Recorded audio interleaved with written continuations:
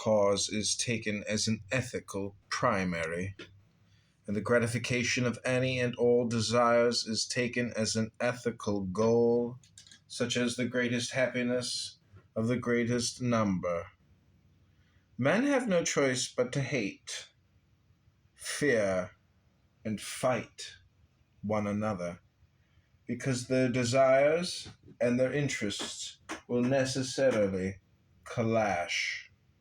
If desire is the ethical standard, then one man's desire to produce and another man's desire to rob him have equal ethical validity.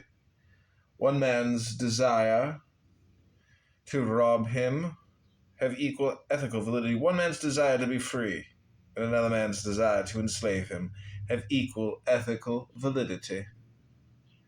One man's desire to be loved and admired for his virtues and another man's desire for undeserved love and unearned admiration have equal ethical validity. And if the frustration of any desire constitutes a sacrifice, then a man who owns an automobile and is robbed of it is being sacrificed. But so is the man who wants or aspires to an automobile which the owner refuses to give him. And these two sacrifices have equal ethical status.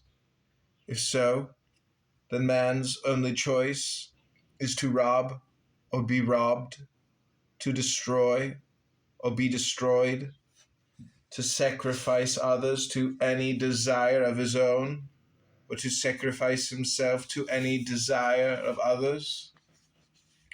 The man's only ethical alternative is to be a sadist or a masochist. The moral cannibalism of all hedonist and altruist doctrines lies in the premise that the happiness of one man necessitates the injury of another. Today, most people hold this premise as an absolute not to be questioned. And when one speaks of man's right to exist for his own sake, for his own rational self-interest, most people assume automatically that this means his right to sacrifice others. Such an assumption is a confession of their own belief that to injure, enslave, rob, or murder others is in man's self-interest, which he must selflessly renounce. The idea that man's self-interest can be served only by a non-sacrificial relationship with others has never occurred to those humanitarian apostles of unselfishness, who proclaim the desire to achieve the brotherhood of men, and it will not occur to them.